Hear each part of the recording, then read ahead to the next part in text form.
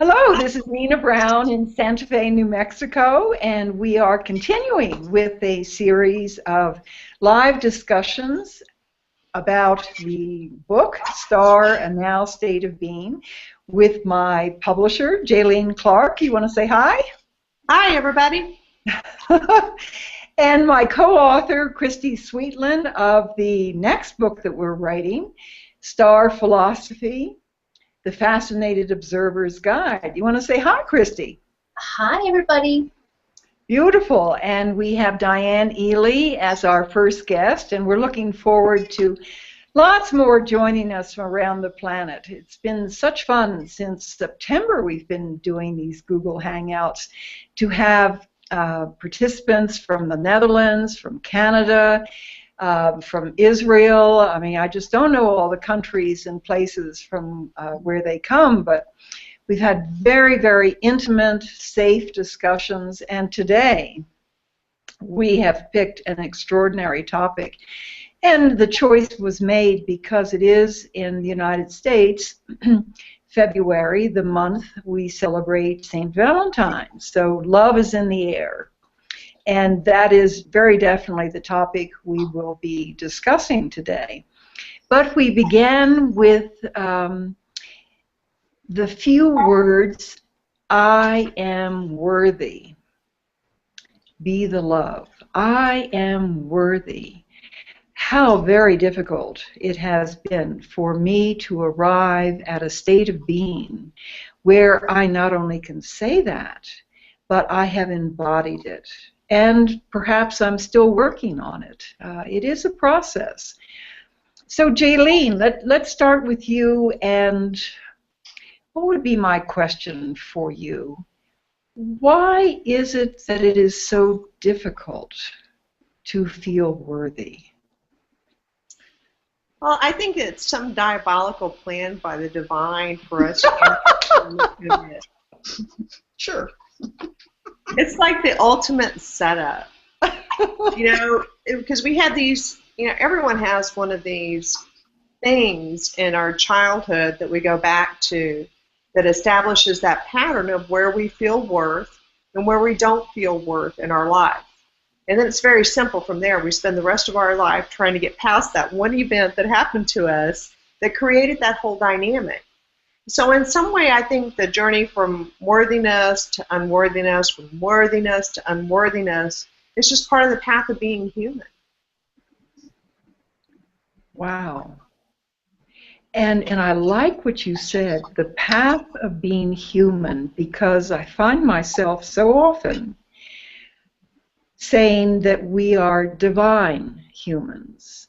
Mm-hmm. So, Christy, is there something about this topic that has to do with our identity as a human as opposed to our identity as a divine human?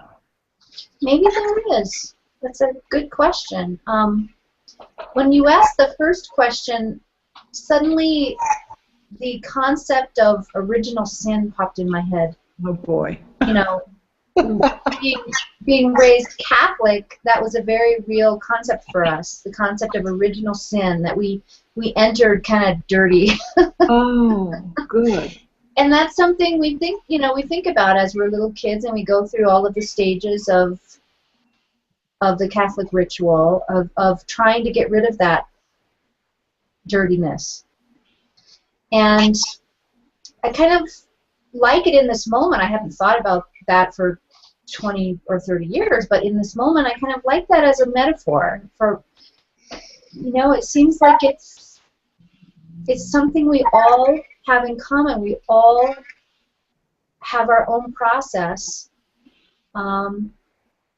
in finding our own worthiness, and that's kind of what the human experience is all about, isn't it? Yeah, Christy, I've got a question for you now. That's a really interesting link that you made instantly in your mind. And so I'm wondering, if you went back into the garden and you're plucking that apple, what if that apple, by tasting the apple, you would know your worthiness and unworthiness? What if that was it in a nutshell? What if that was it? Yes. Yeah, that feels really connected. Like, do we deserve that? Mm-hmm. Oh, I see what you're saying. How interesting. Mm-hmm. Huh. But no, I don't know what you're saying, because if I eat the apple, certainly I deserve it. Because if I felt unworthy, I wouldn't even look at it. That's not how the story went. Well, remind me then. I think you're absolutely right. That's how I look at it today. Wow. Yeah, and then if we look at the lineage that follows after that, back to the idea of what happens with our children and worthiness or unworthiness. What happened with Adam and Eve's children? Well, there was the story of Cain and Abel. One brother killing the other brother. And, the first story of sibling rivalry, so to speak. Uh, so there's something that's just really very innate to the human being. It's almost like it's just going to be part of the journey, this whole episode of being able to experience whether I'm worthy or I'm unworthy. And then we've got this like little list that goes along with it of, okay, well, I'm worthy of this because I did this. And it's that whole thing we were talking about a week or so ago, Christy, was the pattern that runs in our head of if I, then I. If I do this, then I can do this. If I learn this, then I am worthy of telling other people about this. So it's the if I, then I. We're back to that again. Yeah. So I guess the aha that I've had while pondering this broadcast, could it be as simple, and maybe I'm restating it, as knowing and accepting that we are sovereign beings, that we are an individual aspect of all that is, versus our not accepting that? Because when I'm in the full acceptance that I am part of the one consciousness, how can I be anything but worthy? Mm-hmm. So it is my identity with less than that that is causing all of these questions. Does that feel comfortable, Jaylene? Well, it does feel comfortable. It's identity, it's our personality, it's our persona, it's the experiences that we've had up until this point that determine our ability to feel worthiness in any given moment in our lifetime. But I think once we exit the body, that it becomes it's not even relevant any longer once we are back in that original state that we come from. I just can't see hanging out in the spiritual realm, outside my physical body going, hey, do you think I deserve this? I mean, I just don't see that being part of it. Maybe in some wonderful comedic movie, but I don't see it even being relevant anymore, but yet it's so relevant to us now. It's like, I feel like we're walking through these stages of evolution as beings where we're visiting some of these things that we've carried along with us for the whole history of humanity and going, I just don't think we need that anymore. And worthiness or unworthiness is one of the things. Because then, in order to be worthy or unworthy, we have to backtrack that one more level and go, I have to judge myself. If I judge myself, then I can determine if I'm worthy or unworthy. But if I take away the ability to be able to judge myself, it's irrelevant. Christy, do you think that what we're talking about is the different octaves again? I think it is. It's making that quantum jump into the dimension where we exist as our spirit self. I think it's really hard for some people to accept the concept of human divinity, because there is it seems like there's a default of, oh God, I can't even look at that. I can't even go there, and it's hidden behind the concept of blasphemy. You know, all sorts of things that are just not, they're untouchable. And yeah, I think when you make that octave jump into that place where the hierarchies disappear and we realize that we are all coming from a place of oneness, then it seems very natural. So I guess one of my questions, and Diane, can we bring you in now on this discussion? And maybe I'll ask you the question. Who is it that feels unworthy? And I'll give you the answer. Well, that was an easy one, Diane. Thank you. All right. Next question. I think it's Nina that feels unworthy, and that's not who I am. For me, that's how I'm expressing.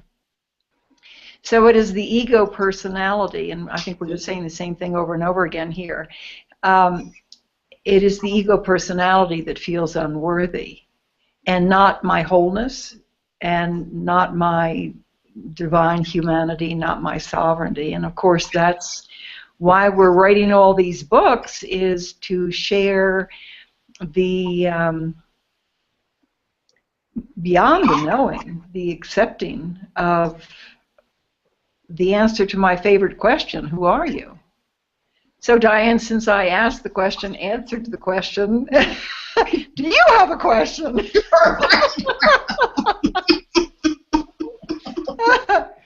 First of all, share with everybody who you are and why we love you.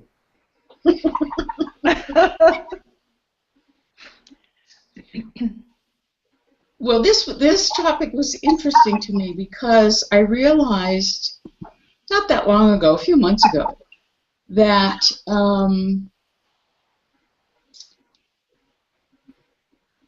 that I have not been loving myself unconditionally. And I've said for a long time that if you're talking about love, it's unconditional. To use the phrase unconditional love is an oxymoron. You don't need to do that. Because if it's not unconditional, then it's something else. It is not love. Good. But I had not been realizing that was the way I was feeling about myself. Well, I could only love myself in certain circumstances, but not in others. That was a bit of a rude shock, but it was apparently one I needed. So I've been really looking at that a lot. So the way I was hearing this when you all were talking about this a bit ago, about the worthiness thing, is very much what Jaylene was talking about, is that involves a judgment. Whether I judge myself to be worthy or unworthy, I'm still judging. And as long as I'm judging, then I'm into putting all kinds of conditions on myself. And yes, it is what I would call an ego adaptation. Mm-hmm. It's not who we really are. It's not who we came in to be. It's not,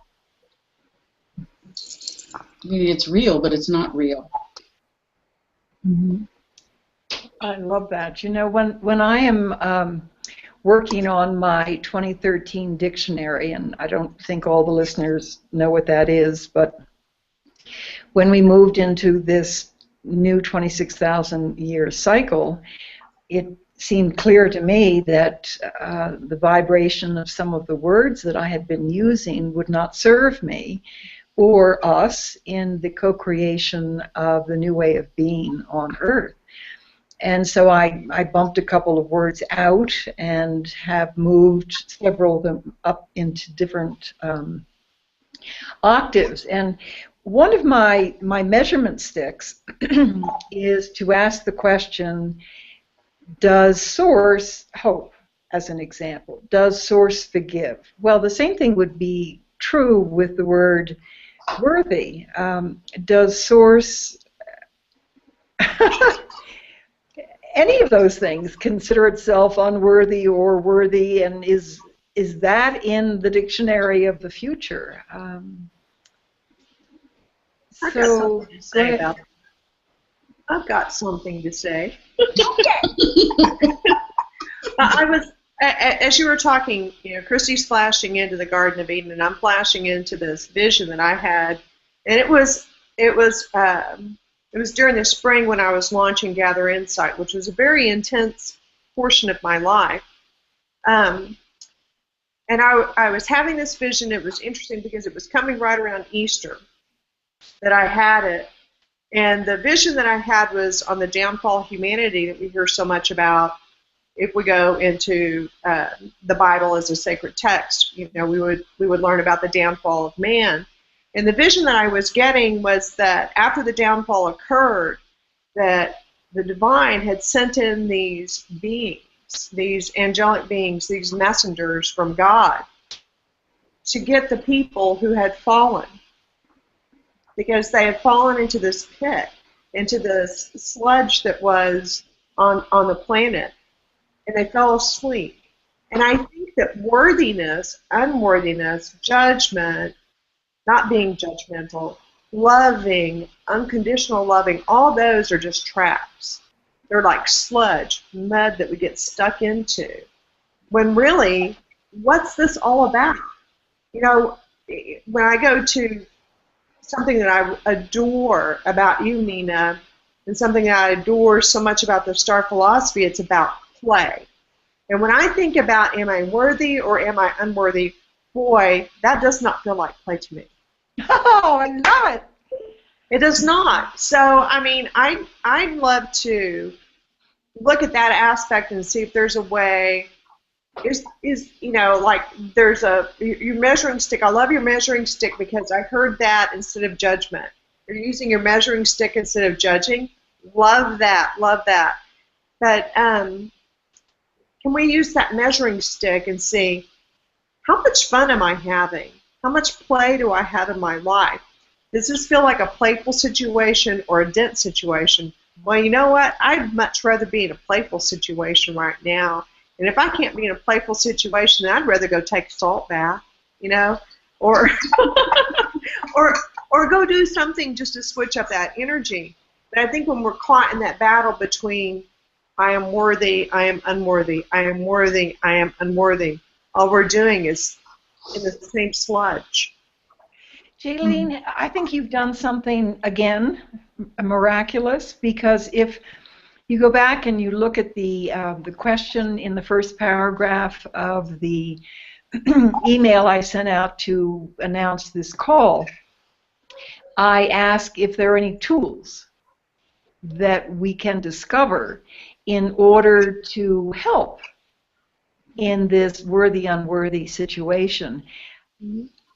Christy, do you think we were just given one? Is play, using the measurement stick of play, could that be a tool to help move us out of the sludge? I think play moves us out of every trap. I really do, but I don't think it's easy for someone who has a foundational struggle with worthiness to see it that way. What do you think that someone who is having that kind of struggle could use as a tool to get them to that place where they could play? Go ahead, Nina. Put my hand up. I think it is a tool, what I'm about to say, for so many things. Intention. Nina, the ego personality, does not have the answers to all the problems and questions and situations in my life. I don't, in case I don't. So, what do I do, and where are the answers? Well, the answers are within me, in my inner wisdom, in the divinity that I am. So, my truth is that Nina can hold an intention and command the field. So my intention is to move into a state of feeling worthy. And I don't know how to do that, but that's my intention. And I'm going, star philosophy. I'm going to surrender that intention to the field with no expectation, no past or future emotions attached to it, and trust that my human divinity knows the answer and will, the rest of the words really well, allow and receive. Okay, I got a question for you. Are you okay? I'm the one that gives the questions. Christy, are you ready for a You're not going to lob this one at me, Nina. You have to Okay, Diane. Go ahead. Nina. All right. So, we're dreaming into this new reality, right? Yep. Okay. So if we're dreaming into this new reality, and the word worthy and the word unworthy had been eradicated from the human experience, what would it be like then?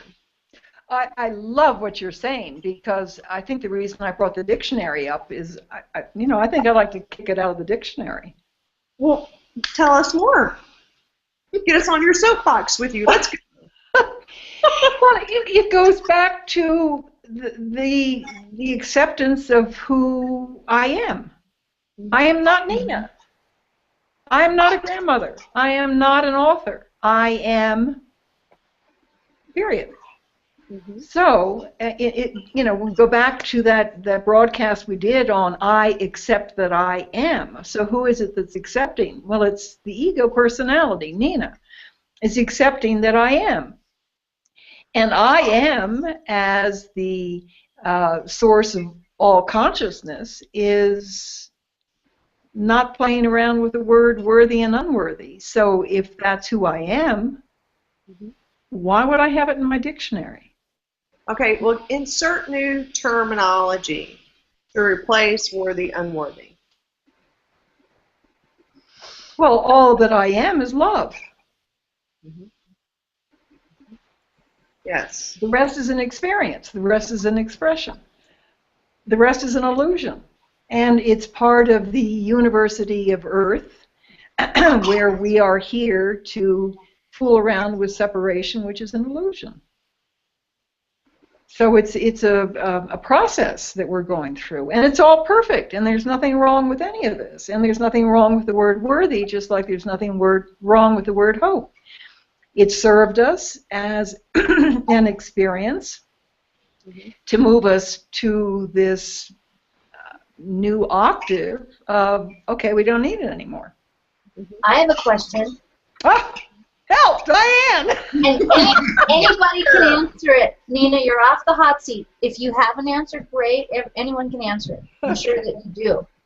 So I was just sitting here thinking, when Jaylene said, what would happen if we suddenly lost our worthy, unworthy program? And I immediately thought, gosh, that would eliminate fear, because worthy and unworthy seems to be a direct fuel for fear. If I say something that's going to be perceived as dumb or stupid or unworthy, and that makes us, I think that fuels the whole concept of authentic and inauthentic. So in our new dictionary, does the word authentic and inauthentic even have a place? If all is perfect, is every expression authentic? I love this, and maybe this dictionary that has not had any new words submitted to it yet, so I'm waiting, will ultimately kick out all dualistic words. I've only found one word in the entire English language that's non-dualistic. Besides love? Love's still dualistic, because you can imply unloved at the same time. Okay, good. The only word that I found, so this is really tricky. The only word that I found is music, because music contains both sound and silence. There's silence between the notes, and there's sound present in music. So it's the only term I've been able to identify so far that couldn't go either way. So how do we create this whole brand new language? Well, you know what you've just done? You have created a book that is one word long. Right, right, right. It's about, the space in between the notes. Beautiful. Wow. So, Diane, do you have the answers to all of this? No, I'm just here sitting here petting my cat, who could really give a rat's behind about any of this. So Diane didn't tell anybody who she is. Diane Ely is one of Jaylene's beloved authors. So you want to put a little commercial in there about the title of your book? Your Creative Soul. Beautiful. Amazing. And we should read it because it's time to get to know your creative soul. And the book's going to show you how to do that. And enjoy yourself and have fun with it. I love this. We now have commercials on our broadcast. Yes, thank you very much. Available from the back seat of my car. No, from the Gather Inside website. I think Diane's being too humble. Diane, tell them what your degree is in. Which one? What? See? Sorry. Okay. Well, just tell us Which what one? your degrees are in. Go on, honey. Go ahead. Okay. You mean a bachelor's in speech, Right. master's in government press relations, and then a PhD in behavioral science. Yes. Yes. And she's a stand-up comic as well. Yes, she is. She does improv. I do comedy improv. That's true. But she's not improving very much for us today. No, Okay, my real PhD I'm still working on is on patience, humor, and detachment. Did you mean that one? Well, any of those will do. Okay, fine. Well, Diane's the author of several books. Your Creative Soul is the latest one that she has out. She also, you might know her better from the Woman's Book of Creativity that came out in the mid-'90s and was published by Beyond Words Publications, or Publishing. So she's been around for a while. She's a creative guru. She's teaching people about creativity. When she wrote the Woman's Book of Creativity, no one had looked at it from a specifically feminine aspect. And now with Your Creative Soul, she's gone one more level with that. It was not just from the feminine creative, but what does the soul look like when it creates? Mm-hmm. You know, Jaylene, we're a little off topic, and I want to stay there for a second because I think it's so interesting to me what makes you a visionary publisher. When we went to Ohio to the conference with all of your authors, Mm-hmm. I've been at conferences with publishers before, and usually it's a table with books on it and somebody like you standing behind it selling books and taking orders. But you did it totally differently. You had a table per book with the author behind the table. So for me, it was the living book. Mm-hmm. So Diane, behind the table of her book is the living book. And Nina, behind the table of her book, is the living book. It is breathtaking. And in October, when we go back, I think we're going to have a whole wall full of tables, which means we're going to have a whole wall full of living books. And it's just something I just had to digress on because I've never seen anything like it. So I really, really, really commend you. Thank you. Thank you. I love what I do. And every step in my life has been a preparation for where I am right now. So not everybody gets that. Not everyone hears that call and answers. and it takes an enormous amount of courage to do that. And it becomes so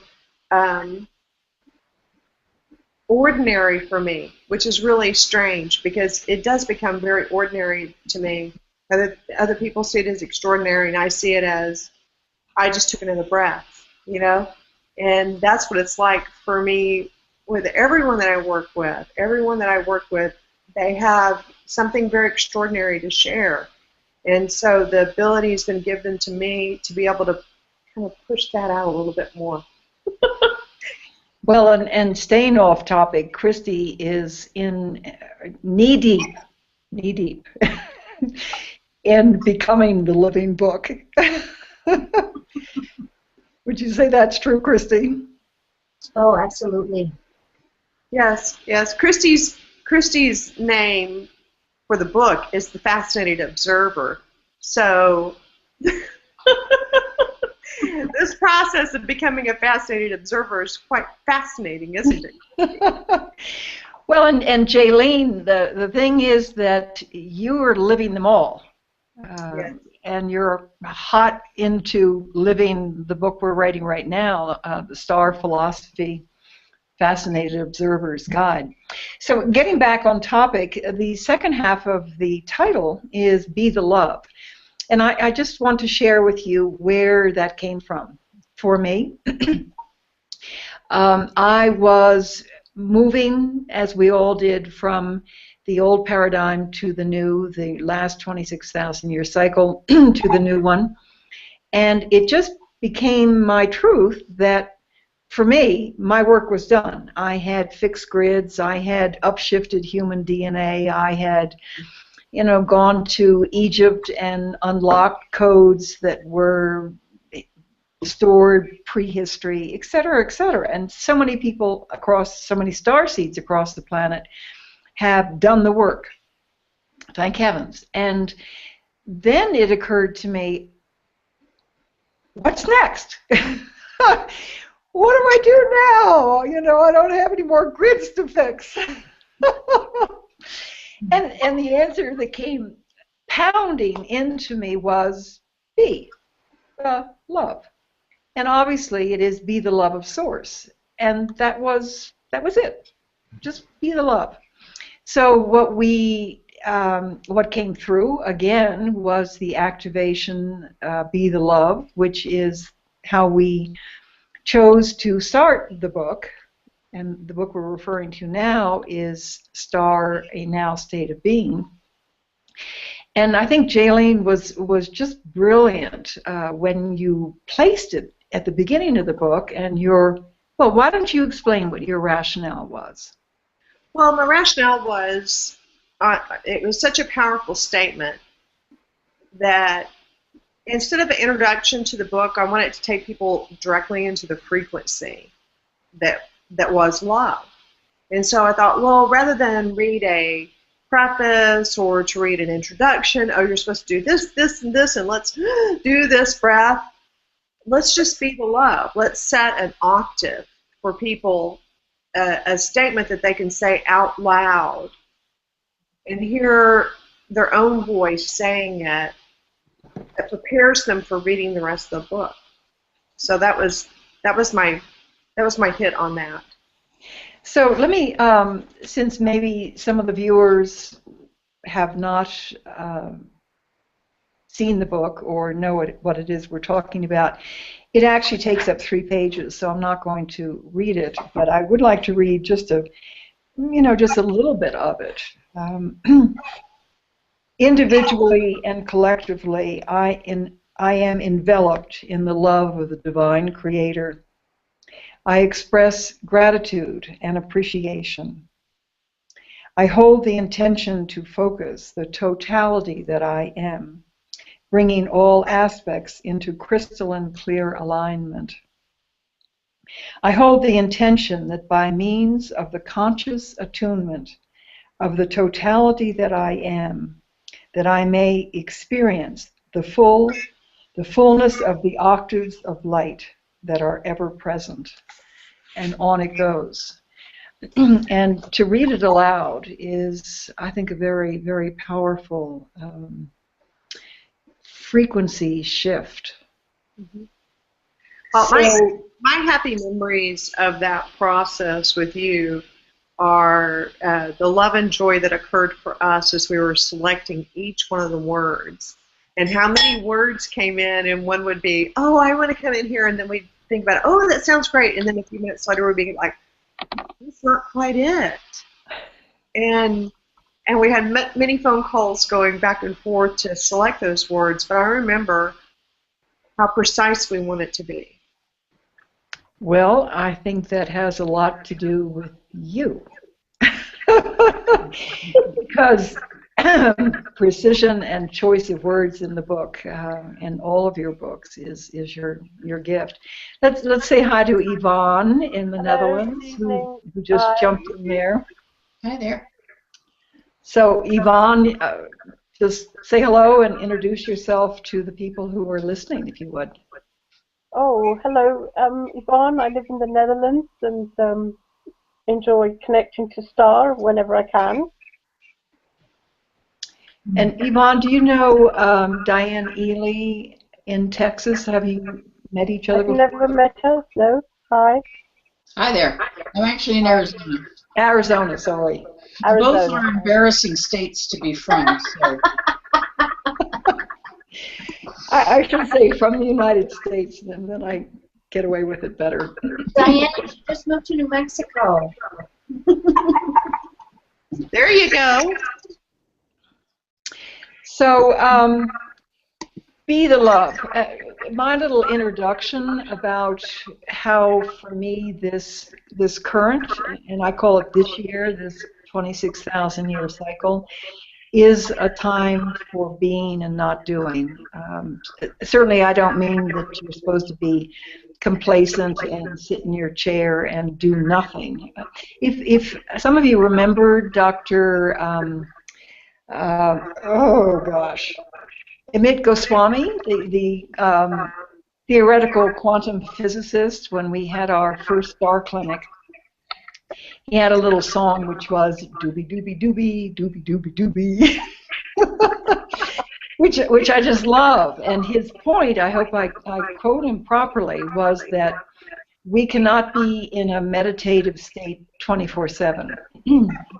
And so his thought was, be in the world, do your job, do your taxes, but periodically bring your conscious awareness to your heart and then go back and do again. So not 6 hours of meditation, just this wonderful rhythm of doobie, doobie, doobie, doobie. So, what do you think about that, Yvonne? Let's get some thoughts from the Netherlands. Well, a part of my yoga training was that they called it practicing the presence of God, to actually keep part of your consciousness inside of you all the time. So in that sense, it's not a meditative state, but it is an internal awareness state that you can actually develop and concentrate and love God all the time if you choose to. So just want to throw that in. Beautiful. Christy, you have a thought on that?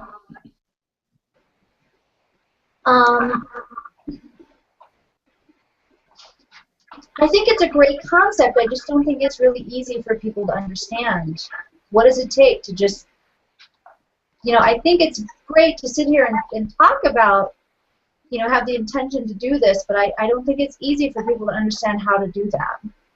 And I do see a lot of people struggling right now with making sort of the third to fifth dimensional jump, and sort of feeling like there's one authentic them, and that they're really not expressing at that octave. So I like this in that it's like it's an easy concept to say, let's get rid of duality. It's really, I don't think that easy for people to make that jump. I love that, and of course that's why there's a chapter or a section in the book called Simple but Not Easy, or I guess that's what we called it. And I think you're absolutely right. It's a process. Thank heavens, because having it just tomorrow be the way we want it, I don't know. That doesn't sound like a whole lot of fun to me. I love Diane's book, Your Creative Soul, because I think it's a lot of that is really connecting with who we are on a soul level. That we're not our roles, we're not Nina, we're not the grandmother, we're not Christy, the coach. You know, it's about Amit's word about, you know, just doobie. It really is about sort of just letting go, and just rather than beating ourselves up for not being authentic or not having the qualities that we want, just really connecting with loving how we're expressing in the moment. And I also think that's what S.T.A.R is all about. I love that. And there's a section in the book somewhere where I wrote, and I don't know what I wrote, frankly, I can't remember, but it had something to do with we're no longer seeking perfection, we are perfection. Mm-hmm. We're perfection expressing perfection. And so it goes back to the point, which is it's all perfect. It's all perfect, all of it. The process of thinking we're unworthy and moving into we are worthy, and then moving into wherever we move into, it's all perfect. And so I think it starts with compassion, and only when we learn how to honor ourselves with compassion, because believe it or not, some people have a hard time saying that they have self-love. I've worked with people who can't connect with that and say, don't tell me I need to love myself, because I don't connect with that. And you know, so what you said earlier about intention, setting the intention. Okay, so maybe I don't know how to love myself in this moment, but my intention is that I open to that. Bingo. And I think that the first step is compassion. We can have compassion for ourselves, we can have compassion for any being, no matter how we are internally judging, because when we don't love ourselves, we're judging ourselves. And it's really easy to say, let's just not judge,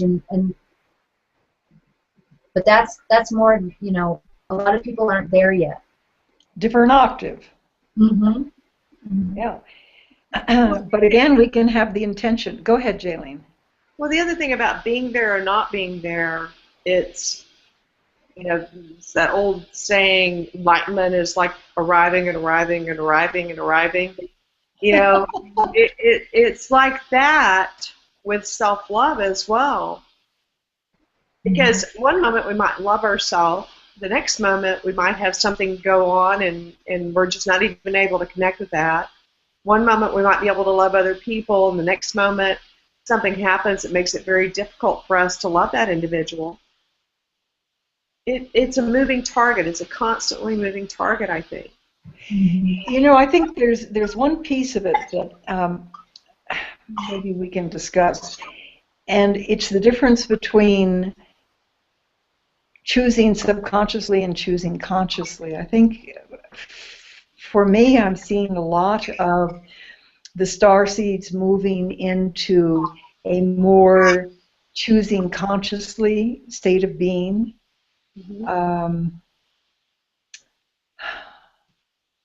So I don't really know why I brought that up or what I'm trying to say here. Yes, I do. What is that word? Oh, golly. I have to read my own book anyway. There's a word in the book somewhere, and it came from Dr. Joe Dispenza, and it I can't remember. Anyway, it's Metacognition.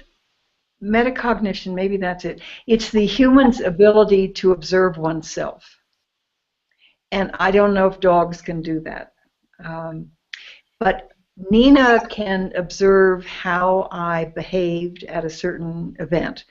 I can observe how I spoke to Diane. I can observe how the love I have for Yvonne. And once I make that observation, then I have the subconscious or the conscious choice of what I want to do next. So more and more moving into the conscious choice, I think, is where I want to go. And that's my intention, and that's my choice, is to be consciously making the choices. Maybe Okay, I've got a challenge for you with that concept. Yeah, go ahead. Tie in play with conscious. How would that look? And you know, one of the things we talked about on our weekly book creation call with Christy is that there's more than one definition of play. And the definition of play that I have been using is living in the now moment. So sticking with that, since I wrote a whole book about it, I guess I probably should. Being in the now. So if I am consciously choosing, it would be without expectation or emotions from the past or the future, wouldn't it? Well, I think that we can intend for that to be, but right now, as a human on the planet, I think it's very difficult to not have those things enter our being as we're making those choices. Mm-hmm. We still have some external baggage to carry around, and I don't know about you, but sometimes it feels like I should have rollers on that suitcase, and I don't. I'm just schlepping it along with me. So I think there's something that occurs in the middle of that allows us to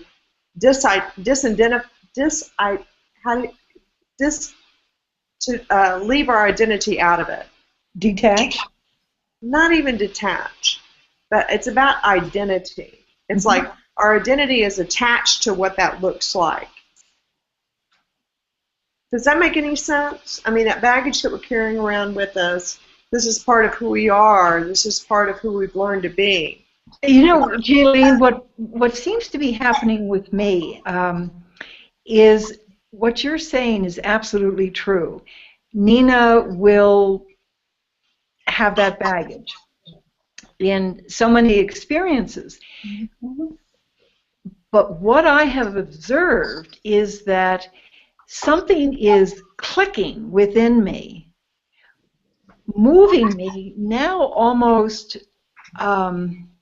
automatically into the fascinated observer. I'll go back to that story I tell over and over and over again about the Prius and it breaking down and my sitting there saying, oh, woe's me. Mm-hmm. I did not consciously say, stop it, Nina. Mm-hmm. I somehow or other switched gears, and the poor me disappeared. And I heard myself saying, oh, I think I'll just have this experience. Right. So what you're doing is you've still got that bag that you're carrying around that is the Nina that you have these years of experience being on the planet.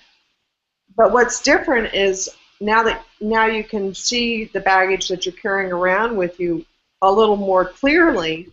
So if it starts to be too difficult for you to carry, you can go, oh, whatever, and just keep going, right? And I think it's some have described it as having a foot in two different dimensions. Yes. If you want to use that, one in third and one in fifth. Right.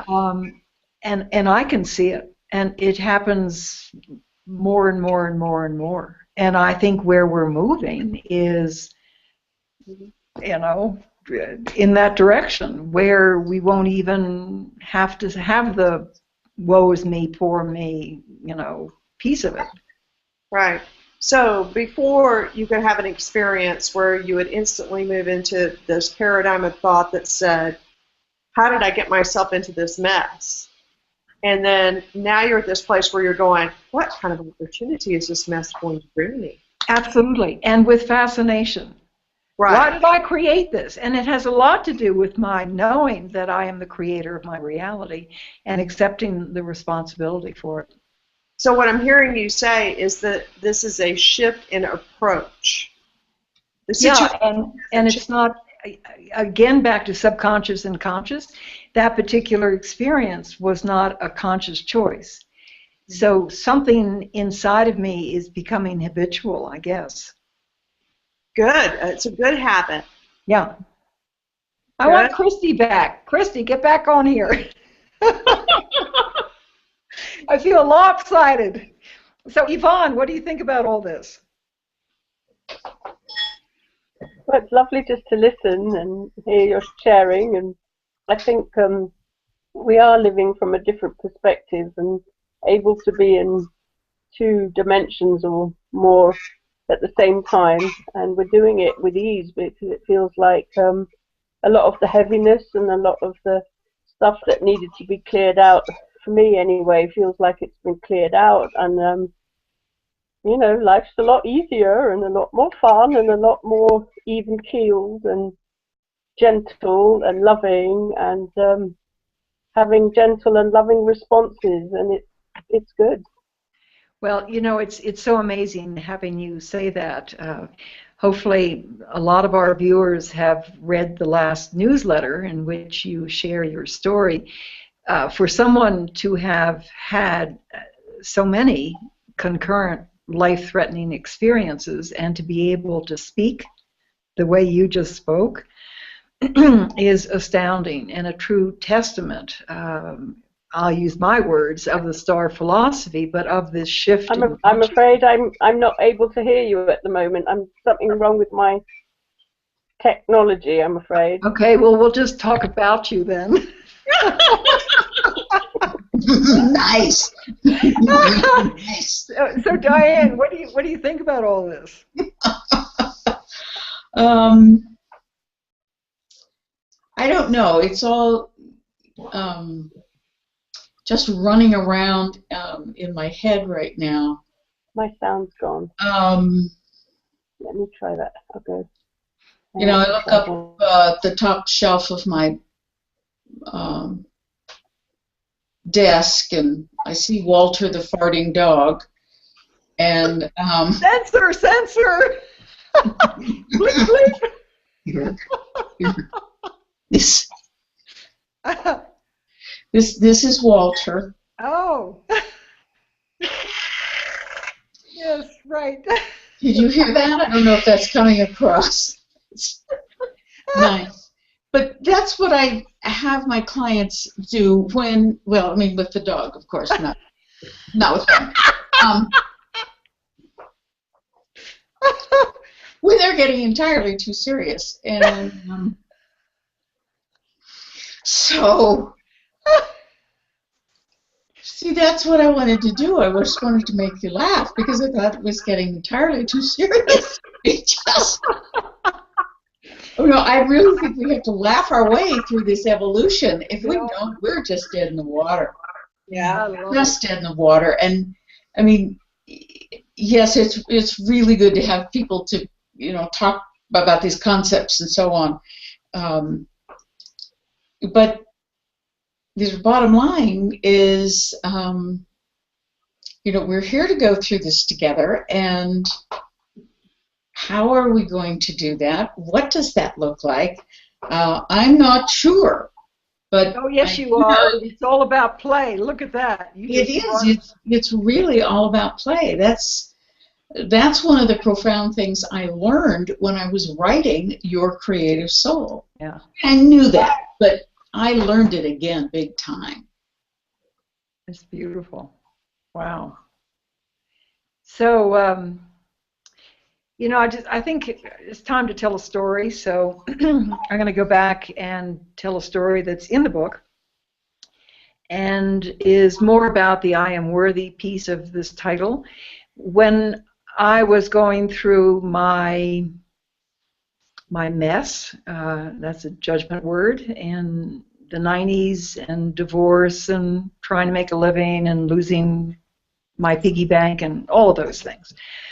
I was invited to go to the forum, and what is it, Landmark Education, the forum, for a weekend. And they asked me, after this life-changing weekend, to have a friend tell me 4 things that he liked about me and 4 things that he didn't.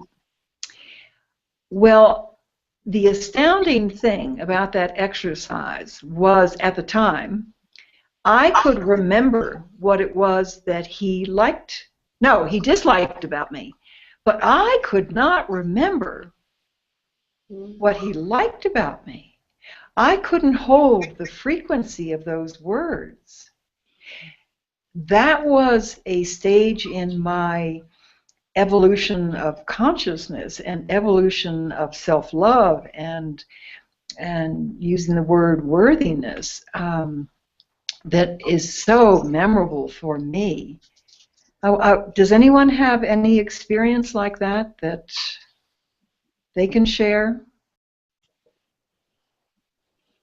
Oh, good. No, you're all alone there, Nina. See, I was looking at Christy because I knew she was thinking something. Well, I'm just trying to sort. There's like a big cloud of 1,000 examples. I completely resonate with that. And you know, I probably should try the exercise again to see whether I've changed. You know, that would be interesting. Well, we're coming up to the end of the hour, so I think maybe what might be appropriate at this particular point is to just have some farewell comments. So, Yvonne, you want to wave goodbye from the Netherlands? Yeah, back on sound. Yes, thank you for sharing, Nina. It's indeed, it's like giving ourselves permission to like ourselves is one of the hugest ones to actually acknowledge and to live with. And once you've got it, it feels kind of good to stay there, or to keep going, to appreciate ourselves and come from a positive thinking, feeling place. So great, thank you. Well, Yvonne, I think you absolutely have moved into that space, and what is so remarkable about it is that you and many others, so many others, have become a model for others. Because I think one of the tools, or one of the ways that we move into a new state of being, is to surround ourselves with masters. And you are a master, and you are embodying it for other people. So I love you and commend you. Thank you. You're a beautiful mirror. So, Diane, you want to wave goodbye from Arizona? Bye. And how about your little doggy? Does your doggy want to wave too? She's got a kitty cat. You know, when I was in college, and I'm going to let fly another possibly to be deleted word, but my best friend in college called me hard ass Ely.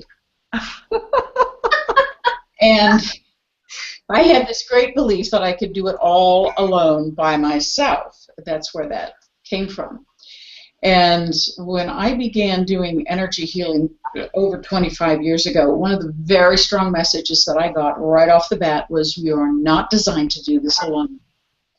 And I think that wasn't just about the healing. It was about this whole process that we're talking about. It's about our evolution. It's about all of us getting together and saying, what does this look like? What does this look like for you? What has it looked like for you in the last 24 hours? Because that's sort of about the way we're going here, because change is moving so fast.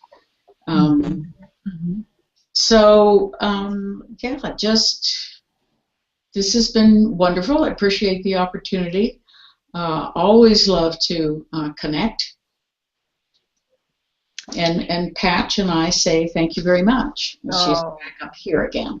I love that. And you know, Diane, you touched on a really important point, and I'm going to repeat myself, but I'm going to say it again tomorrow and tomorrow and tomorrow because it's so important. And why are we doing this? Why are we having this broadcast? Why are we coming together? Why are we having dialogue and discussion? My truth is that we're co-creating the new way of being on Earth, the next golden age. And I can't do it alone. I don't think you can do it alone. And in quantum physics, it is the words that we choose out of our new dictionary and the thoughts that emanate from us that go out into the field as waves of possibility, and they are exponentially entangled when there is more than one. So these broadcasts might seem like one person, two people, 100 people. They are enormously powerful. And so I thank you all for participating in that. So Christy, you want to wave goodbye from next door, Santa Fe? Yes, and I lost my internet for 5 minutes, so that was. No, we missed you. I was like, wah! But I want. I just want to thank everybody because I think I think that you all brought up some really good points, and you know, in a nutshell, reminders that this time is about keeping it light, keeping it fun. And I loved it when Jaylene said, you know, at some point we just have to decide we've arrived. Just make the declaration. We're here.